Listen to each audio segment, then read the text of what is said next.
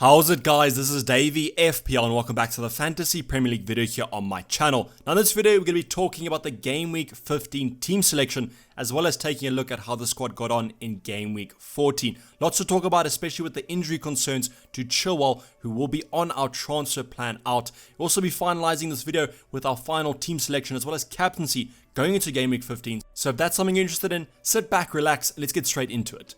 So Game Week 14 review, pretty good game week for our squad. We managed to get 86 points with no hits, which was above the average by quite a bit, which saw us take up a green arrow of about 1 million places, and we currently sit at that 1.6 million mark. So a really nice boost. Obviously not where we want to be around this Christmas period. Would have loved to have been a lot higher, but we have to take it in our stride. Hopefully the green arrows continue to flow and we can boost up those ranks, especially with this whole double and blank game week situation that is coming up shortly. Hopefully we can use the chips quite effectively, and that'll sure about boost us up the ranks to where we want to be.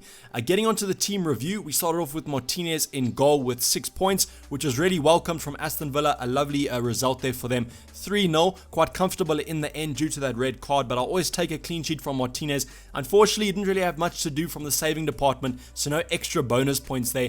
Just your standard clean 6 points for the clean sheet. The rest of the defense, we've got Chilwell, who I'll talk about firstly. I was kind of hoping for a 14-pointer, which could have boosted us up to a 100-point club, but unfortunately came off injured relatively quickly. I think within the first 10 minutes he came off with an injury. Seems to be a twisted ankle, however we don't really know the extent to it. Frank Lampard has been quite closed about the whole news about him. He's just kind of said that he's going to be missing maybe for about 2 game weeks, and then he should be back around that New Year's time, which is actually quite soon. However, the fixtures come thick and fast now, so that actually could be a couple of game weeks depending on the whole injury scenario. Cancelo actually started and managed to get 2 bonus points, which I will always take. I was relatively surprised that he did start. I kind of thought that he might be benched, but he definitely seems to be one of the first choice fullbacks in the more tough fixtures. So that's why I think that Pep Guardiola has gone for him. He is a little bit more defensive than some of the other fullbacks that they have. Unfortunately, that means against the easier opposition, I don't think he's going to be starting, and that's going to be quite annoying. So Cancelo is one of the considerations, but with this final game week before the wild card, I might just hold on to him and hope that he starts. We then have Taylor, who Charlie Taylor was one of the disappointments, although he actually performed quite well. Managed to get the assist for the first Burnley goal and was on for bonus points and a clean sheet. But then what do Burnley go and do? They concede a really bad penalty in the last couple minutes, which Wolves scored, which you're probably going to be always backing the attack on a penalty. So I was really disappointed then, because I definitely think that we could have pushed that 100-point club if Taylor stayed on for those clean sheets and bonus, but we just got to take it as it is. Really performing well. Burnley overall performing quite well. I mean, it was kind of a shoddy penalty towards the end, so we can't really do anything about that, but hopefully the defensive form stays constant and we can wrap up those clean sheets once again. Going to the midfield, we'll start off with Ferran Torres, who managed to start. I was really happy when I saw him starting. He kind of started at that false 9 position, however during the game he seemed to rotate to the wing because he was struggling up top a little bit, but just the 3 points from him. Unfortunately no goal. I think this is going to be the end of the Ferran Torres kind of punt that we have taken. I think it's going to go down as a fail, but he'll always have a special place in my heart considering I brought him in and then he was benched in a game I thought he would start. But hasn't really performed for us, and I think that City rotation is not going to allow him to survive when we do use the wild card. Kevin De Bruyne with 5 points. I might be a little bit disappointed with that, but it seems like Man City are struggling from an attacking point of view. Kevin De Bruyne is still creating a lot of chances. His teammates are just not finishing those chances, and Man City overall kind of winning 1-0 every single game week, so that doesn't bode well for De Bruyne's points. We'll then go on to the story of the game week, which was Mo Salah. Benched against Crystal Palace, comes off the bench, 2 goals, 1 assist. Absolutely GOAT status there for Mo Salah. I think a lot of us were swayed off the captaincy for Mo Salah because of that rumors of his benching. It's nice to know that we still are getting some rumors of team news. I know with the hour-and-a-half deadline in this FPL season, a lot of that team news has gone out the window, but we still are getting a lot of team news about the Liverpool lineup, and I think since they're such a popular team, especially on our FPL sides, that's quite nice to know. But 16 points, always going to take that from Mo Salah. Seems to be on for a crack of a season, so definitely going to be a mainstay in my squad. Then we go on to our captain, Bruno Fernandes, with 34 points. I think it was similar to Mo Salah. It was 2 goals and 1 assist.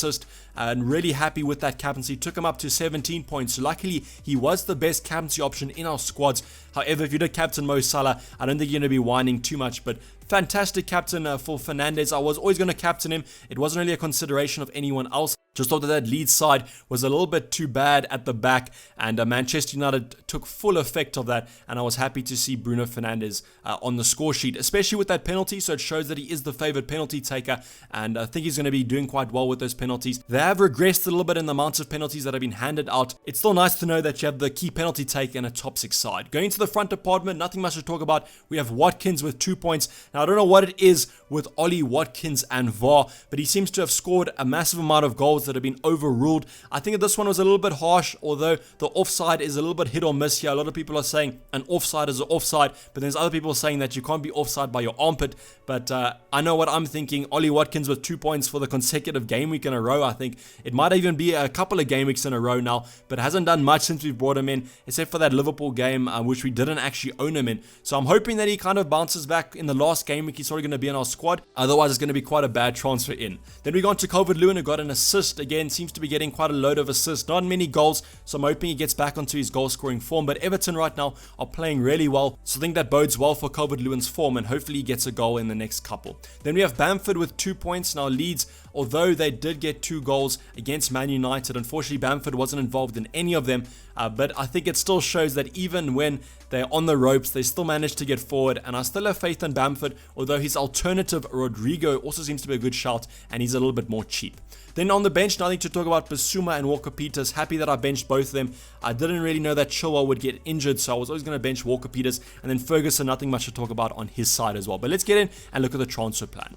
So the transfer plan is pretty straightforward. I think with the wild card coming up next game week, this is kind of going to be the game week for 1 week punts. So 1 week punts on my department are going to be Robertson and Rafinha. Probably, I really would have loved to have Robertson and Theo Walcott, because if you remember, Southampton play Fulham, which I think is going to be a good game for Southampton. So I really wanted Walcott, however, I was priced out by 0.1 million, so I didn't go for that move. So I have to go for someone a little bit cheaper, and that person's going to be Rafinha. So we've spoken about Rafinha in the Game Week 15 preview, how good he is with his stats. I think he's third highest for total shots over the past couple game weeks, so he looks like a good shout to go for, and Leeds play Burnley, so that could be a good fixture for them. So Robertson is going to come in for Chilwell, and then Ferran Torres is going to make way for Rafinha. That's how I'm going to be able to afford the upgrade from Chilwell to Robbo. I could also go for Trent. I don't think there's too much between the Liverpool counterpart fullbacks. It's just going to be kind of whoever I have a gut feeling on. Like Robertson did rise in price last night, and Chilwell did drop. However, that Chilwell price drop did not affect us, but the Robertson one did. So if you want to go for Robertson, we still can afford him. However, we have about 0.2 in the bank, I think,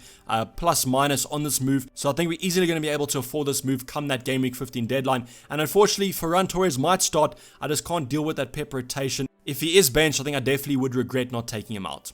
So this is how the team is setting up currently. I'm waiting for as late as possible for any transfer news that we do have. A double game weeks, even we spoke about in that wildcard draft, there could be a potential double game week 17, or Man United could get their fixture moved to blank game week 18. So I'm still waiting for some news on that. And then Chilwell, I'm also waiting for some injury news. If he is back, I might be tempted to keep him, but I really do want to take a punt on that Robbo/Trent pick against West Bromwich Albion, because I think it's going to be a good fixture. In the rest of the lineup, some talking points are the Man City rotation. So Cancelo here, I'm just going to start him and hope that he plays. I don't really favor the Taylor fixture, especially if I double up on that Leeds attack with Rafinha and Bamford.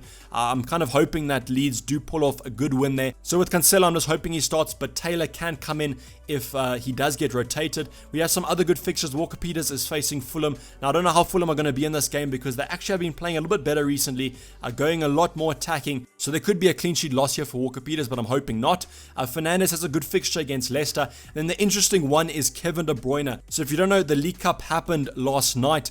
I'm recording this video on Wednesday afternoon. So Man City played Arsenal, but De Bruyne wasn't even on the bench, and luckily he was not injured as well. So it was purely a rest, which I'm really happy about, because Pep Guardiola came out in Game Week 14 and said that he couldn't really rotate Kevin De Bruyne right now because he's too integral to that attack. So he did get the rest in the Carabao Cup, which I was super happy about. So definitely going to start against Newcastle, and I'm actually kind of tempted to go for a Kevin De Bruyne punt in that captaincy department, because I think with a full rest, although Mo Salah is also getting a full rest, I think that Man City always do well against Newcastle, and I can see a comfortable win for the blue side of Manchester, and that's why De Bruyne kind of tempts me a little bit. But I think the captaincy this week is definitely going to be on Mo Salah. I think I've just got to keep it simple, got to go for the best option this week, and that simply is Mo Salah. Still not relatively highly owned. I think around Game Week 14 he was 38% owned, which is quite low for Mo Salah, considering he's on for maybe a record-breaking season in terms of his FPL points. points. So I think I'm just going to go for Mo Salah in this one and hope that he does the best. The team is actually looking quite good. Obviously, when you look deeper into it, Cancelo might not start. Obviously, with the transfers, Chilwell and Torres are still here, but those players will make way. And I think once those transfers come in, the side's going to look quite good. The striker department has lovely fixtures there. Watkins faces Crystal Palace. I don't think it's going to be 7-0, but hopefully Ollie Watkins can get out of this kind of goal drought that he's on and nick a goal too. Calvert-Lewin plays Sheffield United, who are also quite bad recently. And then we have Burnley for Bamford. Now, Burnley could be quite defensively strong, but I think with the way Leeds attack, they just attack. I think that's going to break down that Burnley defense, and hopefully he also gets a goal or two. On the bench, we have Bissouma against West Ham, which I'm not going to play him, and then we have Taylor against Leeds, I've already spoken about. Then with Nathan Ferguson, maybe some news comes out of him training, but I'm not really holding my breath on that one, as he's been basically out since the start of the season and has been firmly on that third place of our bench. But I'll keep you guys updated. I'm recording this on Wednesday afternoon, so I will update you with any transfer news over my Twitter page at DayvyFPL. So this is basically a wrap of the video, guys. Hopefully you did enjoy it. Please don't forget to like it if you did, and subscribe if you're new, have not subscribed yet. Drop a comment down below to let me know how you're getting on this season. We'll always get back to you in those YouTube comments. I'm going to be signing off. It's been DayvyFPL, and I'm out. Cheers. Bye.